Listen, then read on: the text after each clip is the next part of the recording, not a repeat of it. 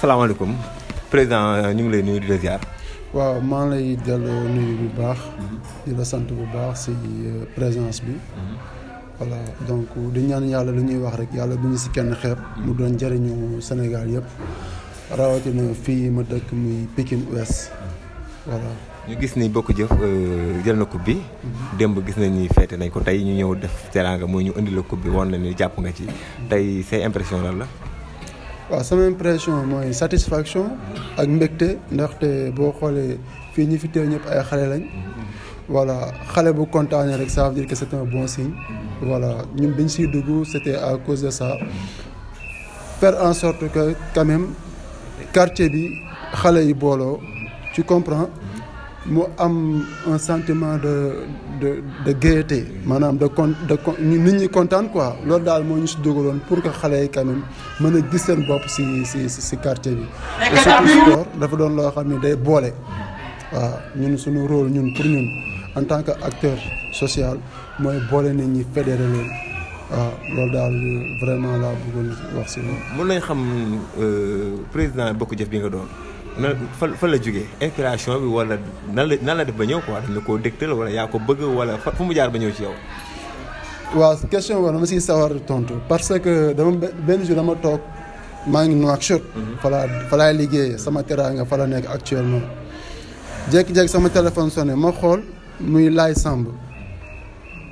ñu wax mun ma Ibou man daal dafa am lu ma la bëgg a proposer man ne ko mun ma dama bëgg nga nekk suñu président ASC man ne ko ah bon.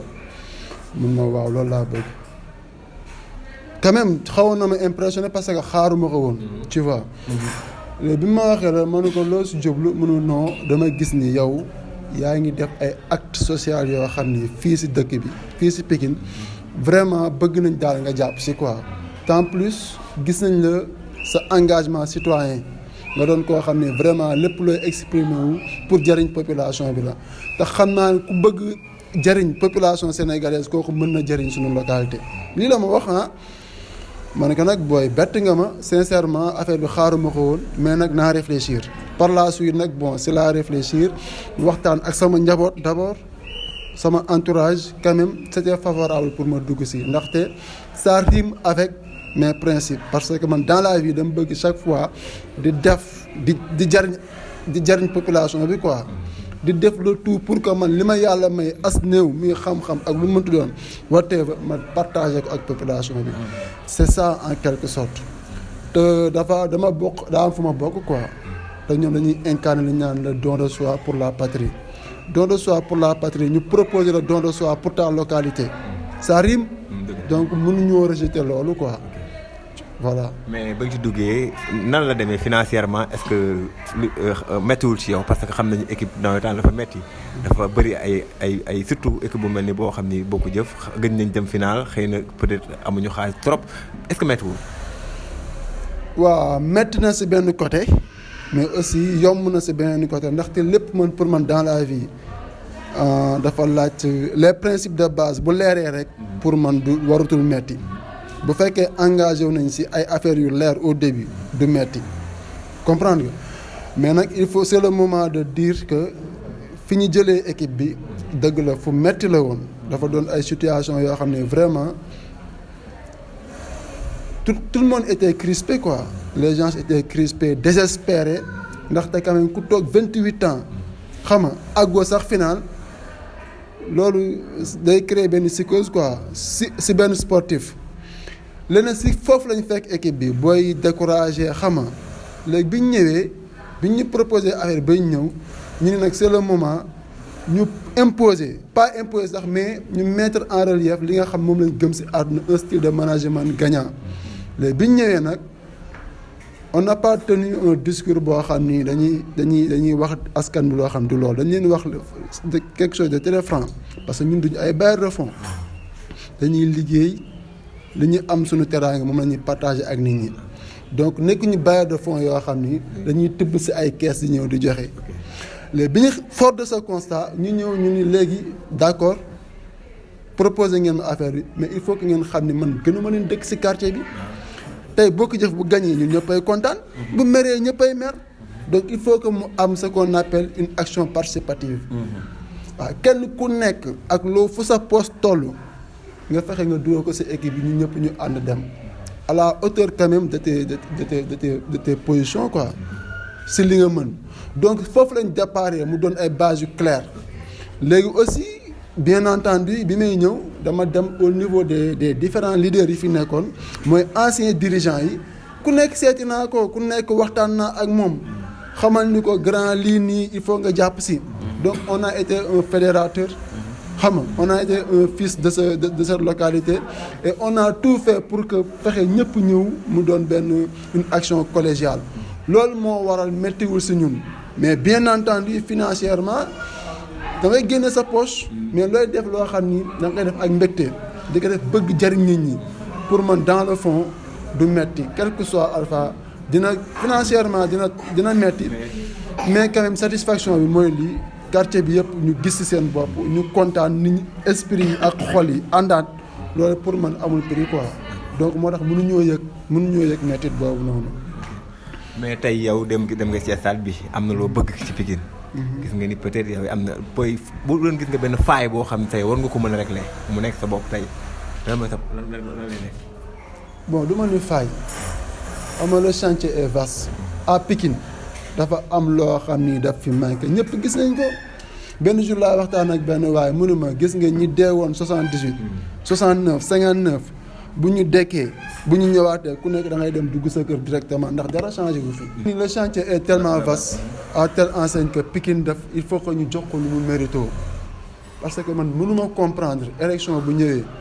lu ñuy wax la banlieue c'est le grenier électoral. La banlieue est convoitée par tous les politiciens parce que poids électoral bi fi la nekk ñëpp dañuy daw aussi fii nii mais bu jeex na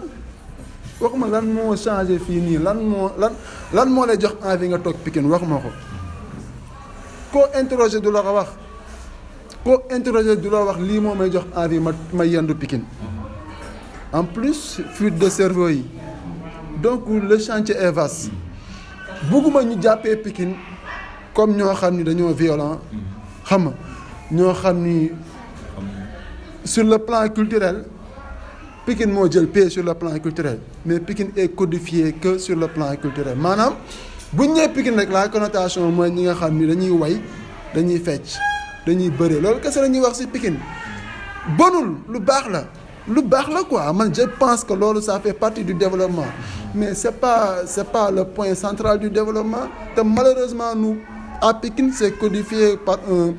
un milieu de showbiz alors que y a des potentialités yu existent yoo xam ni on doit les exploiter te les personnes ressources sont là loolu c'est un cri de cœur quelquefois nag da nga koy wax nit ñi bëgg la jaxase avec le monde culturel mais c'est faux tey jii nii bu lépp doxal soubassement bi mu dox carrément sur le plan de la santé éducation xam nga industrie loolu bu doxal tey jii nii ceux qui sont dans la culture mais ñoom si boppam ñooy employé seen bopp est-ce que comprendre nga c'est une chaîne en quelque sorte mais tey jii nii les fondamentaux bu fekkee sont obsolètes dara amu fa kon nit ñi si yooyu rek la ñuy nekk tu vois moo tax Pikine metti Pikine boo yeewoo dem buntu Pikine fajar sa yaram day daw maire yi dañuy yenn ay paanu marché jën ak affaire yooyu comprendre nga Pikine dafa metti ay syndicats doo comprendre est-ce que tu vois xale boo si xool day triste tout simplement parce que ça na demul man fi laa juddoo xam nga fi laa jàngee fi laa defee lépp mais quelquefois da ngay doo am sax envie ni Pikine laa dëkk tellement dara amu fi loo xam ni mën nga si am fierté quoi waaw mais nag ñun Pikine fi nga xam ni nag fa leen juddoo muy suñu deret mënuñu ko bañ fu ñu mënti dem si àdduna ak lu ñu mënti am si àdduna il faut ñu ñëwaat fii nii partager ak ñoom donc il faut que mu changer am nañ ay ambition comme li nga ma laaj am naa ambition amul benn texte les textes les plus sacrés même la religion limité wul ay ambition le Coran limité wul ambition la Bible limité wul ambition constitution Sénégal néewul nit ki doo am ambition bi j'ai des ambitions je veux que Pikine changer maa ngi def appel aujourd'hui pour que toutes les personnes ressources ngir yàlla li laay war a solu ñu ñëw ñu jàpp si ñu changer suñu fii nii suñu ville bi et c'est possible. Merci. C'est possible. loolu laa gëm. te dama koy def maa ngi si tànk yi incha allahu rabi dinañu réussir. kon dernier mot remerciement. Dernier mot remerciement mooy quand même toute la population de Pikine ñu ngi leen di gërëm mais plus particulièrement ñi nga xam ne ñoo posé les premiers jalons. xam nga ASC bu fekkoon dañoo ñëw fekk mu tasaaroo fekk ñu fa un appareil sportif tey jii nii duñ ko mën def donc lii c'est l'aboutissement des années d'effort yoo xam ni ñoom ñoo ko defoon et actuellement sama esprit ñi fa dem mooy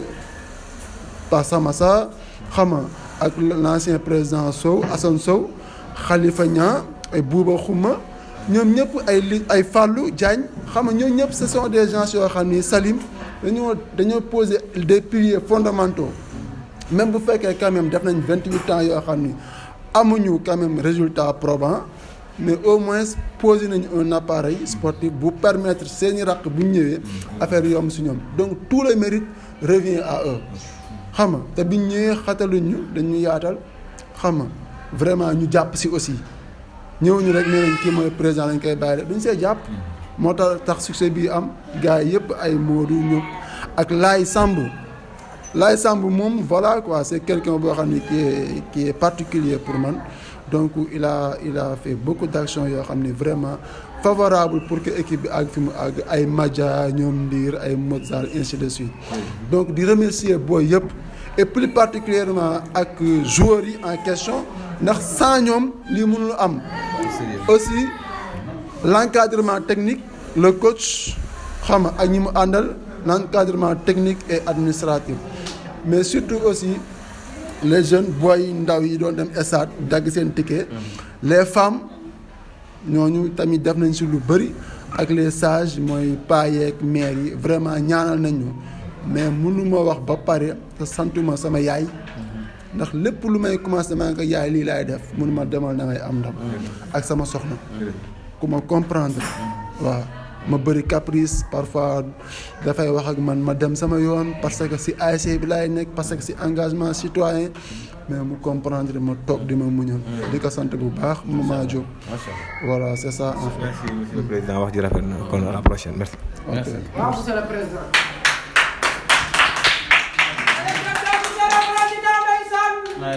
Yokku nga